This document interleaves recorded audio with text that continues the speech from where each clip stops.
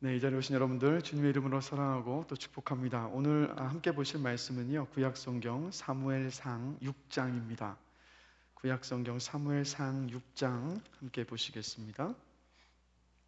사무엘상 6장입니다.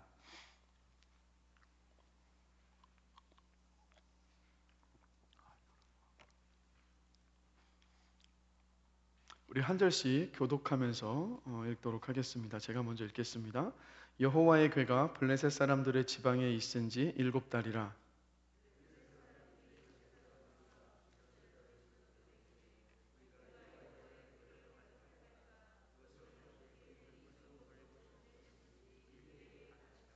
그들이 이르되 이스라엘 신의 궤를 보내려거든 거저 보내지 말고 그에게 속건제를 드려야 할지니라. 그리하면 병도 낫고 그의 손을 너희에게서 옮기지 아니하는 이유도 알리라 하니.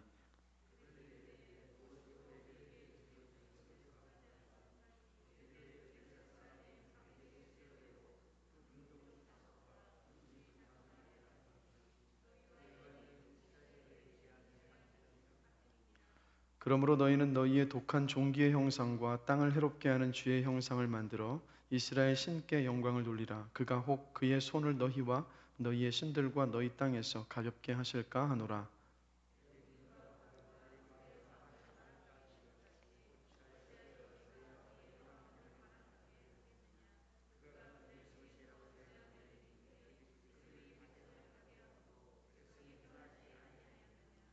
그러므로 새 수레를 하나 만들고 멍에를 메어 보지 아니한 젖나는 소 2마리를 끌어다가 소의 수레를 메우고 그 송아지들은 떼어 집으로 돌려보내고.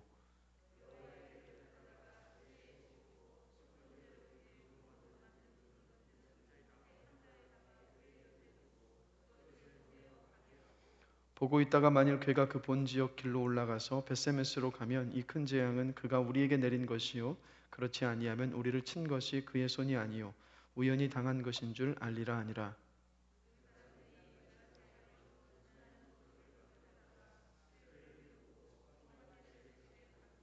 여호와의 궤와 및 금지와 그들의 독종의 형상을 담은 상자를 수레 위에 실으니.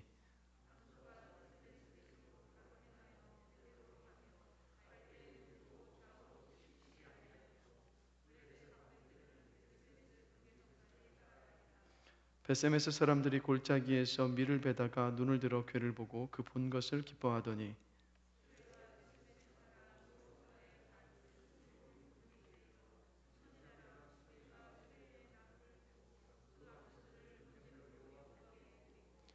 레위인은 여호와의 궤와 그 궤와 함께 있는 금보물 담긴 상자를 내려다가 큰 돌 위에 두매 그날에 벳세메스 사람들이 여호와께 번제와 다른 제사를 드리니라.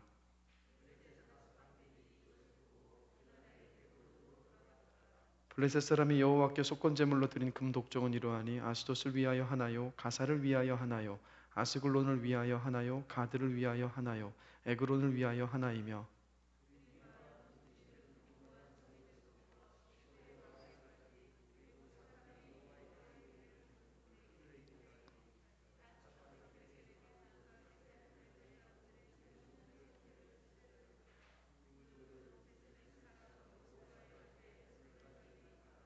벳세메스 사람들이 여호와의 궤를 들여다본 까닭에 그들을 치사 70명을 죽이신지라. 여호와께서 백성을 쳐서 크게 살육하셨으므로 백성이 슬피 울었더라.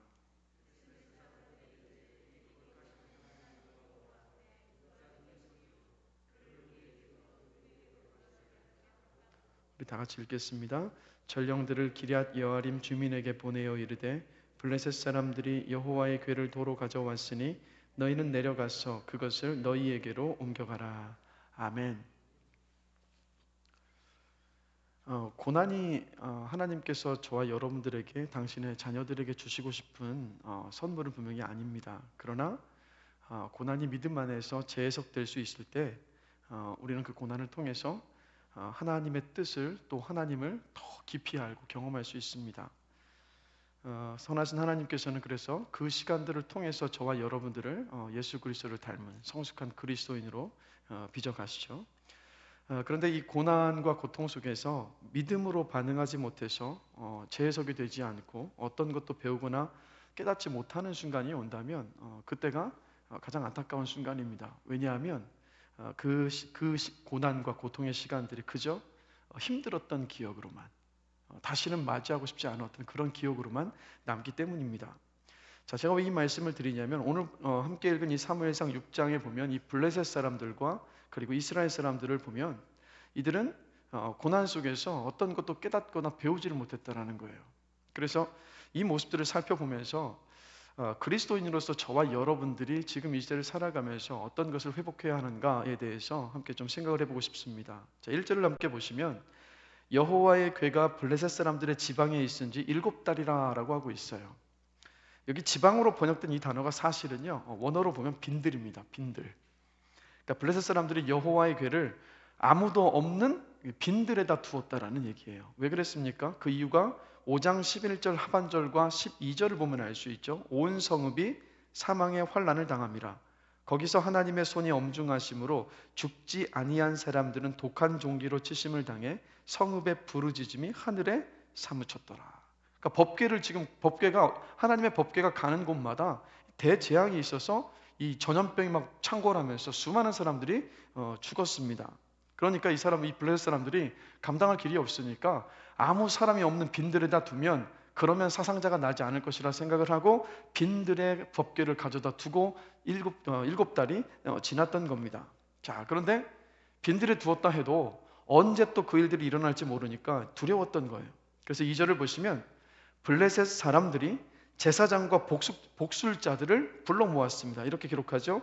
우리가 여호와의 궤를 어떻게 할까?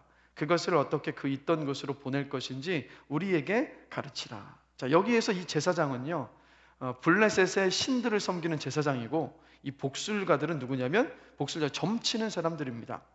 자, 그런데 여기서 재미있는 것은요, 블레셋의 지도자들인 방백들이 제사장들과 이 점치는 사람들을 불러 모은 것이 아니라 그냥 일반 블레셋 백성들이 이 제사장과 점치는 사람들을 불러 모아서 앞으로 우리가 이 법궤를 어떻게 해야 할지를 묻고 있다는 거예요. 왜냐하면 일반 그 백성들, 이 블레셋 사람들은 분명히 이 재앙이 여호와의 궤가 우리 블레셋 땅에 있기 때문에 이런 일이 벌어졌다라고 이들은 확신하고 있었던 겁니다. 그런데 보시면 리더들, 지도자들은 침묵하고 있어요. 왜냐하면 이 지도자들은요, 언약궤를 보내고 싶지 않기 때문이었습니다. 보내고 싶은 마음이 없었어요. 왜냐하면 지난주에 설명드렸죠. 전쟁으로 얻은 전리품이었고 그 이스라엘의 여호와의 법궤를 가지고 있으면 이것은 이스라엘에 대한 우월적인 어떤 주권을 과시하는 것이었고 이걸 만약에 넘겨주게 되면 그걸 포기하는 것이었기 때문이에요. 그러니까 자기 백성들의 어떤 안위보다는 자신들이 누릴 어떤 지위와 명예와 권력과 힘, 사실 그것이 이 블레셋 방백들에게는 더 중요했던 겁니다. 그런데 참 재미있는 것은요, 블레셋의 지도자들도 이러했다면 이스라엘의 지도자들도 역시 똑같지 않았습니까? 엘리와 엘리의 두 아들 홈니와 비느하스가 그때 당시에 사사요 제사장으로서 리더들이었는데 그들도 자신들의 영광만을 추구했었던 지도자들이었다는 거예요. 그래서 여러분, 이 시대, 이 사무엘상의 이 시대는 어떤 시대냐면 참 리더가 부재했었던 시대였습니다.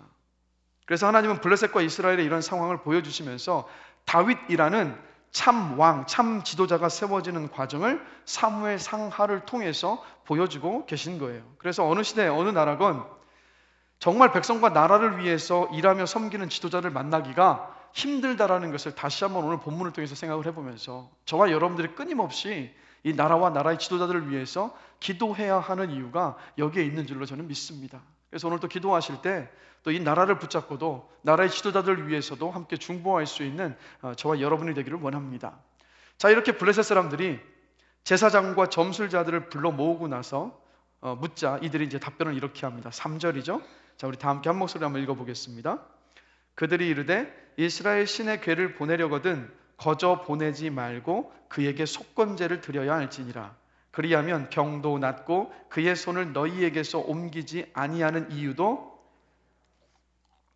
자, 속건제를 드리고 나서 궤를 이스라엘 땅으로 다시 돌려 보내야 된다라고 말하고 있어요. 속건제가 여러분 뭡니까? 혹시 기억하십니까? 이스라엘의 5대 제사 가운데 하나였었죠. 속건제는 하나님을 위해 쓰여야 할 것을 사사로이 사용한 것에 대한 속죄하기 위한 제사가 바로 속건제사였습니다. 그리고 이 제사를 드려야 한다고 이야기하면서 그리고 속건 제물로, 그 제사를 드리기 위한 속건 제물로 드려야 할 것이 무엇인가를 4절과 5절을 보면 이 사람들이 자세히 설명을 해주고 있죠. 그들이 이르되 무엇으로 그에게 드릴 속건제를 삼을까 하니 이르되 블레셋 사람의 방백의 수요대로 금독종 5과 금쥐 5마리라야 하리니 너희와 너희 통치자에게 내린 재앙이 같음이니라. 그러므로 너희는 너희의 독한 종기의 형상과 땅을 해롭게 하는 쥐의 형상을 만들어 이스라엘 신께 영광을 돌리라. 그가 혹 그의 손을 너희와 너희의 신들과 너희 땅에서 가볍게 하실까 하노라. 자, 제물이 어떤 제물이었습니까? 금으로 만든 쥐 5개와 금으로 만든 독종 모양의 금 5개였어요. 분명히 이 금으로 만든 5개의 쥐와 독종을 속건 제물로 드렸던 것으로 봤을 때 블레셋에 퍼졌던 질병은요, 쥐로 인해서 퍼졌었던 아주 강력한 전염병이었다는 거죠. 그래서 많은 성경학자들은 패스트였을 것이라고 봅니다. 그래서 지금 어떤 생각이었습니까?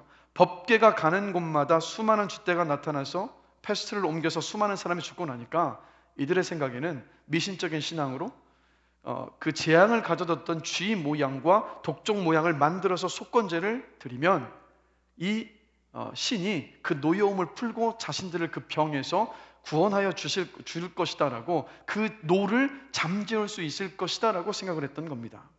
그래서 이렇게 제물을 만들고 나서 이제는 또 어떻게 합니까?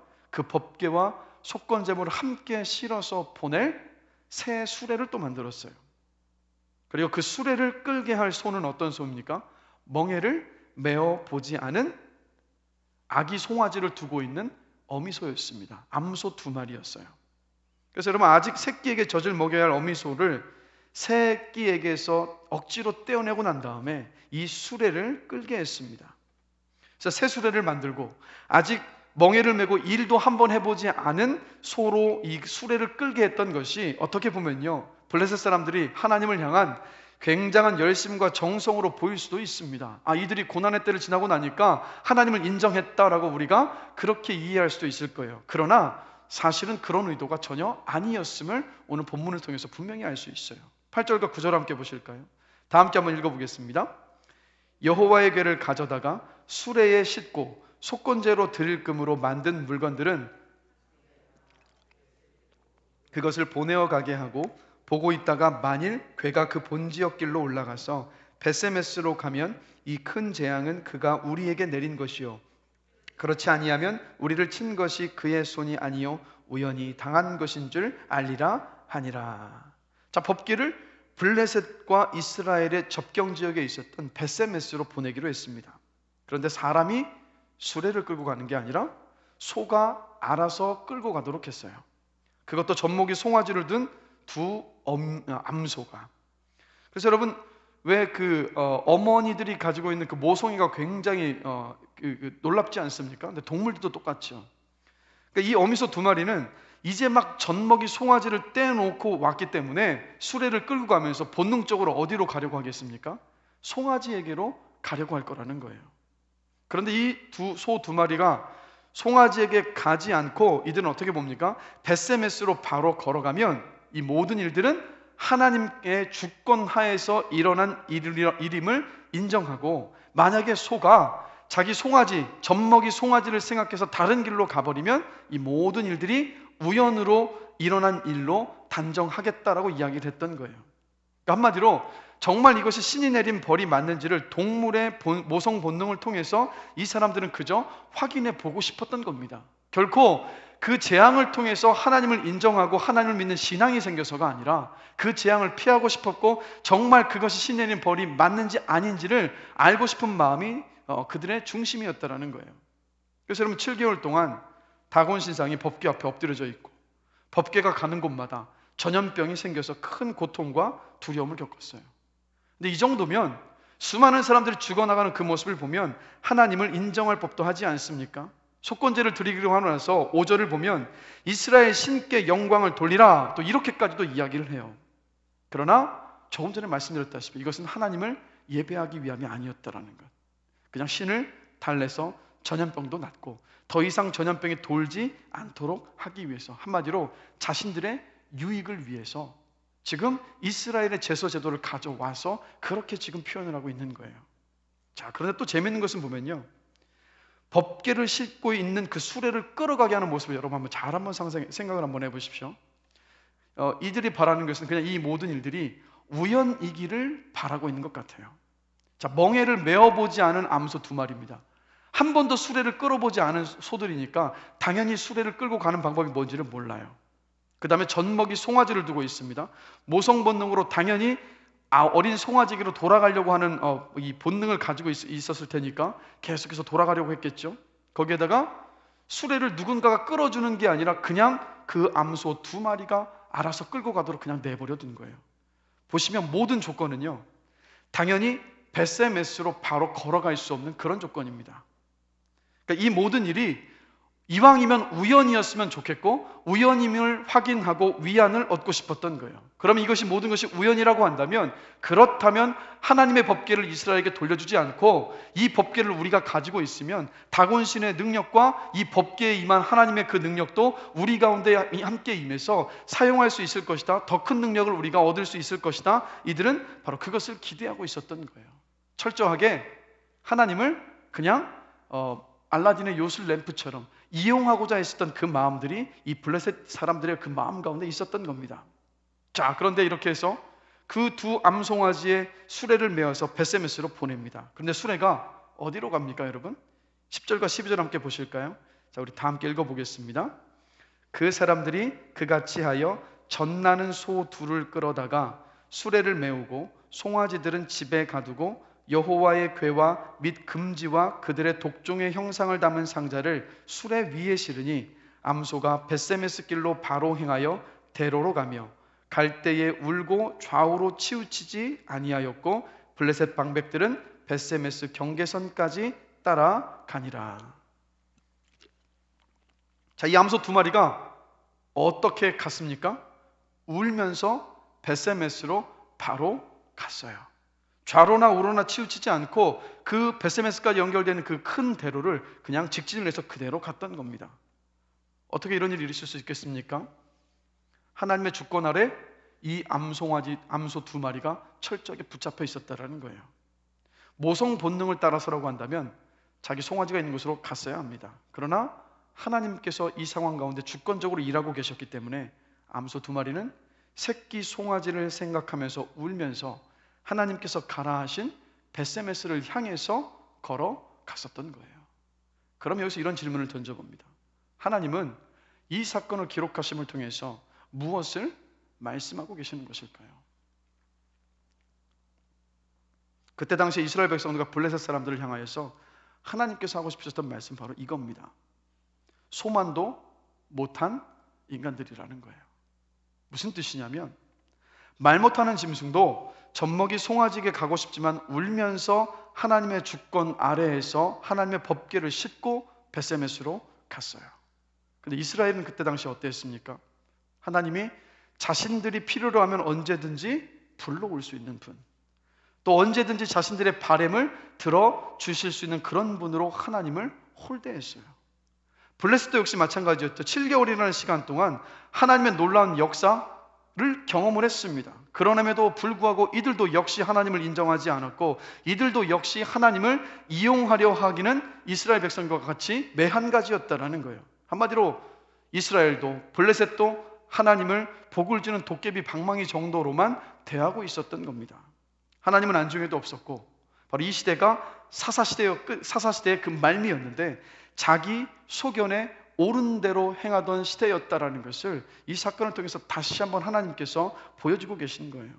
그런데 여러분, 이 시대를 살아가고 있는 이때 이 사무엘상 6장의 그 시대가 아니지만 지금 2020년을 살아가고 있는 저와 여러분의 삶 속에서도 우리 소견에 옳은 대로의 신앙생활의 모습들을 우리가 찾아볼 수 있지 않습니까? 우리는요, 우리가 알지 못하는 가운데 우리 마음 안에 어떤 여과장치를 둡니다.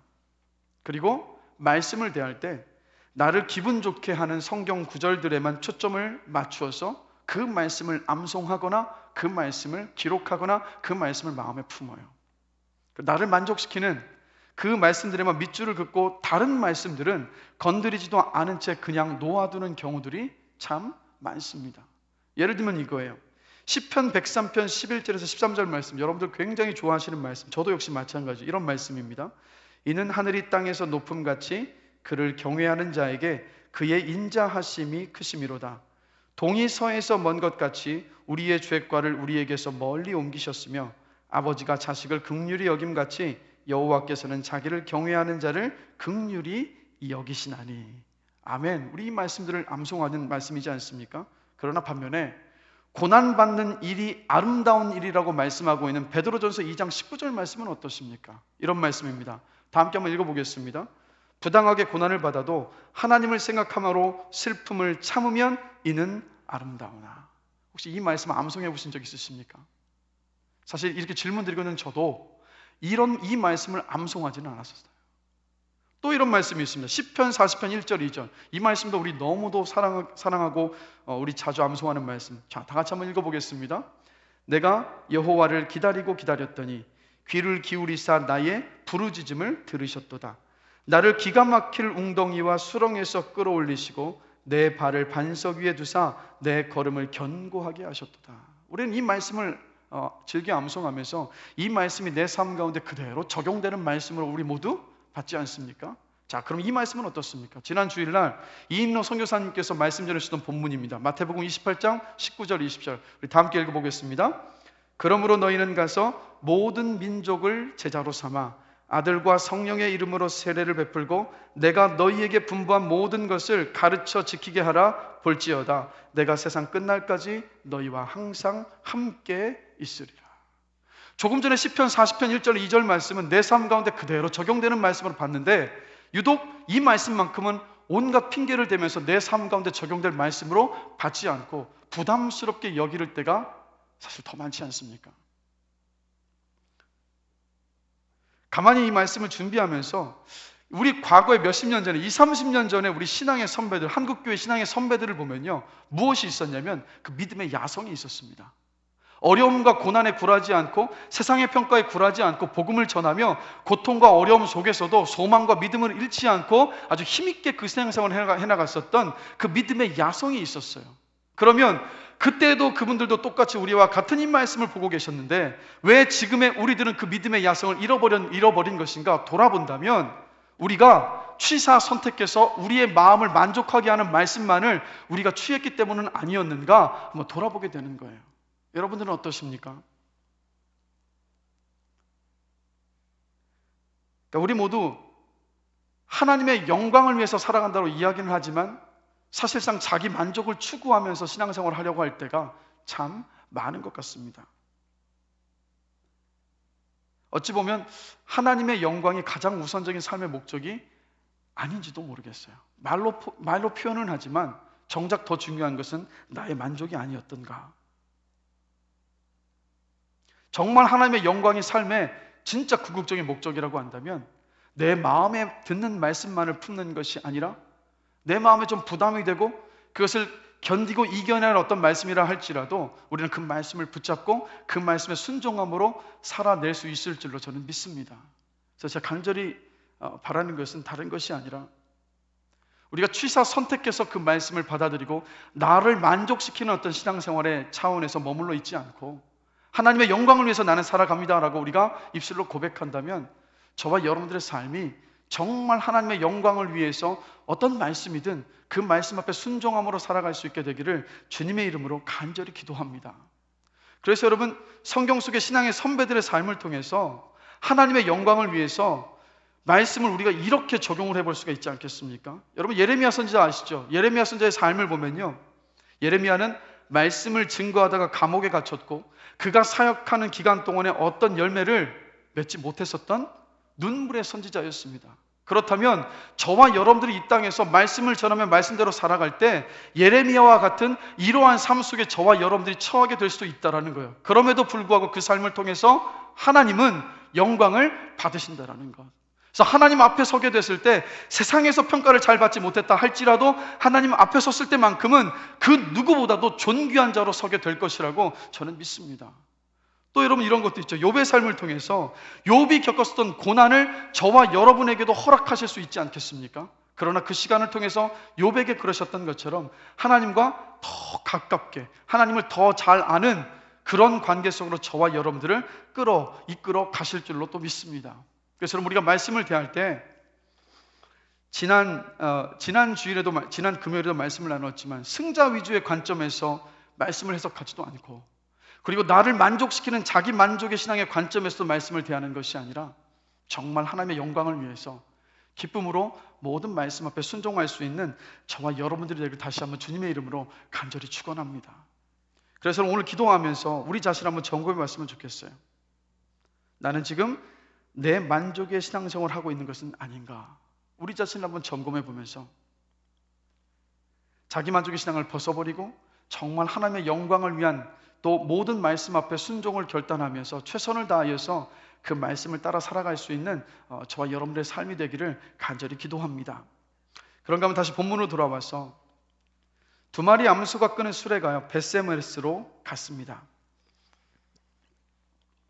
그런데 하나님의 일하심은 항상 뜻과 계획을 가지고 계시다라는 것을 여기에서 다시 한번 우리가 확인할 수 있는데, 이 벳세메스는요 어떤 지역이었냐면 아론의 자손들, 즉 제사장들이 살고 있던 도시였습니다. 블레셋은 그것을 몰랐지만 그것으로 보내는 과정 속에서 하나님은 그 법궤가 마땅히 있어야 될 곳, 즉 법궤를 잘 보호해야 할 레위 지파가 있는 곳으로 이 법궤를 옮겨가도록 하셨던 거예요. 그래서 13절과 14절을 보시면 골짜기에서 밀을 베고 있었던 벳세메스 사람들은 하나님의 궤가 올라오는 모습을 보고 그것이 하나님의 법궤라는 것을 단번에 알아보았습니다. 그래서 기뻐하면서 법궤를 맞이했어요. 근데 이들은 그 법궤가 도착하자마자 어떻게 합니까? 나무를 패고 그리고 그 법궤를 끌어왔었던 암소 두 마리를 잡아서 하나님께 제사를 드렸어요. 자, 근데 이 모습으로만 보면 굉장히 이 사람들이 하나님의 법궤에 대해서 제대로 잘한 것처럼 보이지 않습니까? 그러나 안타깝게도 이렇게 하나님 앞에 제사를 드리는 순간에도 이들은요 하나님의 그 말씀을 따라서 제사를 드리지 않았다라는 거예요. 왜냐하면요 하나님께 제사를 드릴 때는 뭐를 제물로 드려야 했냐면 흠없는 숫소를 제물로 드려야만 했습니다. 그런데 이들은 법궤가 돌아왔을 때 그 암소를 바쳤어요. 그리고 법궤가 놓여져 있었던 위치가 여러분 어디였습니까? 법궤가 성막 안에 어디에 있었습니까? 지성소 안에 있었어요. 법궤는 항상 가장 거룩한 지성소 안에 있었는데, 그래서 이 법궤를 그곳에 두고 가볍게 여겨서는 안 되었습니다. 근데 오늘 본문을 보시면 이 법궤를 어디에 두고 있냐면 큰 돌 위에 두었어요. 이렇게 법궤를 소홀히 대하자 결국 큰 일이 벌어집니다. 바로 19절입니다. 우리 다 함께 한번 19절 읽어보겠습니다. 19절 다 함께 읽겠습니다. 벳세메스 사람들이 여호와의 궤를 들여다본 까닭에 그들을 치사 70명을 죽이신지라. 여호와께서 백성을 쳐서 크게 살육하셨으므로 백성이 슬피 울었더라. 결국 이 일이 일어나 버렸어요. 이제까지 하나님의 법궤는 가장 거룩한 장소였던 지성소 안에 있었습니다. 그리고 그 지성소 안에 들어갈 수 있는 사람은 누구냐? 대제사장만이 그 안에 들어갈 수 있었고 1년에 단 한 차례 대속죄일 때에만 그 지성소 안에 들어가서 하나님의 법궤에 임하시는 하나님의 임재 가운데 있을 수 있었다라는 거예요. 그런데 이 법궤를 벳세메스 지역에 그냥 사람들이 많이 볼 수 있는 큰 돌 위에다가 두었던 겁니다. 그러자 사람들이 어떻게 합니까? 이때다 싶어서 법궤에 다가서서 법궤 뚜껑을 열고 그 안에 어떤 물건이 들어있는지를 들여다 보았다라는 거예요. 법궤는 하나님이 임재하는 곳이었기 때문에 거룩한 물건이었습니다. 한마디로 이 벳세메스에 있는 모든 레위인들은 어땠다는 겁니까? 법궤를 거룩한 것으로 대하지 않았다라는 거예요. 법궤에 임한 하나님의 영광을 보면서 두려워하지도 않았고 그저 신기해서 법궤 뚜껑을 열고 그 안쪽을 들여다 봤더라는 거예요. 한마디로 이 시대가 어떤 시대냐면 하나님의 거룩한 위엄과 존엄과 영광을 잃어버린 시대, 그것이 사라져버렸던 시대였다라는 겁니다. 결국 그 결과가 어땠습니까? 하나님의 법궤를 들여다본 70명의 사람을 그 자리에서 치셨어요. 이들이 다 누구냐면 제사장들입니다. 바로 레위 지파. 이들이 설령 제사장이었다 할지라도 하나님의 거룩하심에는 타협함이 없었다라는 것. 즉 하나님의 그 거룩하심 앞에서는 어떤 작은 죄 하나도 허용이 될 수 없음을 하나님께서 보여주셨던 거예요. 여러분, 저와 여러분들은 죄인이었습니다. 근데 하나님은 죄인인 저와 여러분들을 구원하여 주셨어요. 그리고 우리에게 무엇을 선물로 주셨습니까? 하나님의 거룩하신 영이신 성령을 저와 여러분의 이 심령 안에 선물로 주셨습니다. 그럼 그것이 어떤 의미입니까, 여러분? 하나님께서 언제나 우리와 함께하고 계시다는 의미예요. 하나님께서 항상 저와 여러분과 함께 곁에 계시다는 의미가 됩니다. 그렇다면 어떤 뜻이겠습니까? 저와 여러분들의 존재 자체가 하나님의 영으로 말미암아서 거룩한 성전과도 같다라는 거예요. 그러나 오늘날 우리도 베세메스 사람들처럼 하나님께서 늘 우리 가운데 임재하고 계심에도 불구하고 하나님께서 나와 함께하고 계시다는 그 사실, 임재의식이 없이 살아가는 순간들이 너무도 많다라는 거예요.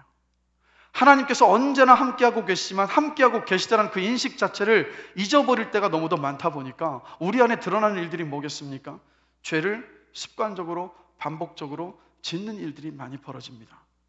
내가 거룩하니 너희도 거룩하라고 하나님께서 분명히 말씀하셨지만 거룩함을 잃어버릴 때가 너무도 많아요.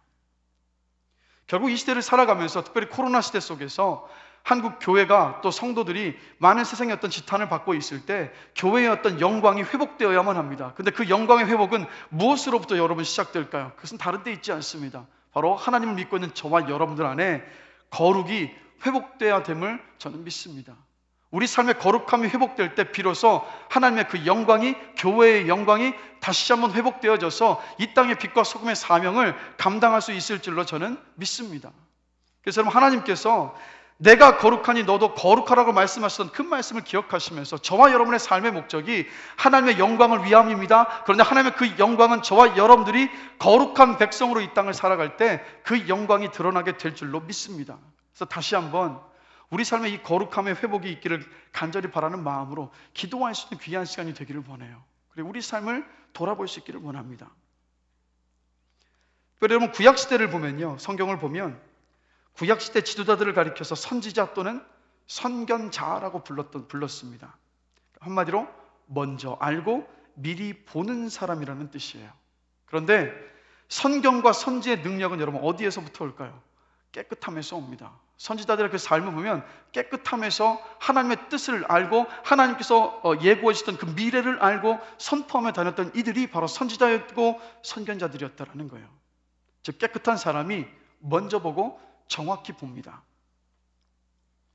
그래서 여러분, 바둑이나 장기나 오목을 두어 보시면요, 아마 다들 해보셨을 텐데 참 신기한 것은 뭐냐면 내가 직접 들 때는 좋은 수가 잘 안 보여요. 그런데 곁에서 훈수를 둘 때는 여러분 어떻습니까? 좋은 수가 너무 잘 보이지 않습니까? 왜 그럴까요, 여러분? 그 이유가 어디에 있다고 생각하십니까? 이런 속담이 있죠. 욕심에 눈이 먼다라는 속담이 있습니다. 그러니까 내가 직접 두게 되면 반드시 여기에서 이겨야 된다는 그 욕심과 승부욕 때문에 승부욕에 사로잡혀 버리게 되는 거예요. 그래서 승부욕 때문에 눈이 멀어서 볼 수 있는 수도 보지 못합니다. 반면에 훈수를 둘 때는 어떻습니까? 승부와 상관이 없어요. 승부와 상관이 없이 승부욕이 없어졌기 때문에 그냥 순수한 마음으로 깨끗한 마음으로 바라보니까 많은 수들이 보이는 것 아니겠습니까? 작은 예지만 여기에서 여러분 깨끗함에서 선견과 선지의 능력이 나온다라는 것을 우리가 충분히 이해할 수가 있어요. 그래서 예수님도 마태복음 5장 8절에서 이렇게 말씀하셨습니다. 마음이 청결한 자는 복이 있나니 그들이 하나님을 볼 것이며, 마음이 청결한 자는 복이 있나니 그들이 하나님을 볼 것이며. 무슨 말씀입니까? 마음이 청결하면 하나님이 보인다라는 거예요. 하나님의 수가 하나님의 뜻을 분별할 수 있다라는 거예요.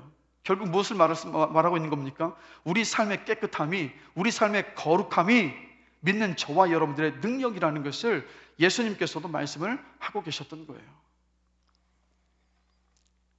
그래서 여러분, 이 시대를 보면 저도 자유로울 수 없고 여러분들도 자유로울 수 없는, 특별히 육체적인 거룩함과 물질적인 거룩함에 있어서 많이 무너지는 일들이 벌어지고 있지 않습니까?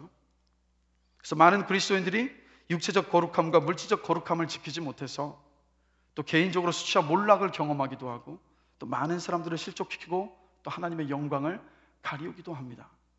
오늘 뉴스를 보니까 이명박 전 대통령이 17년 징역형을 선고를 받았더라고요.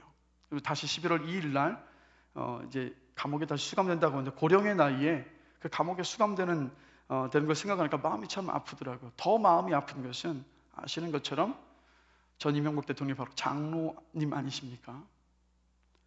설사 뭐 여러 가지 어떤 정치적인 어떤 뭐 복잡한 논리 속에서 뭐 이런 일들이 벌어졌을 수 있겠지만, 그러나 표면적으로 드러나는 것은 바로 그리스도인이고 장로님이신데 법정에 섰고 실형을 선고받고 들어갔었던 그 이유는 다른 데 있지 않았습니다. 바로 물질에 대한 탐욕 때문이지 않았습니까? 이러한 모습들이 우리 가운데 많이 일어나고 있는 모습을 봐요.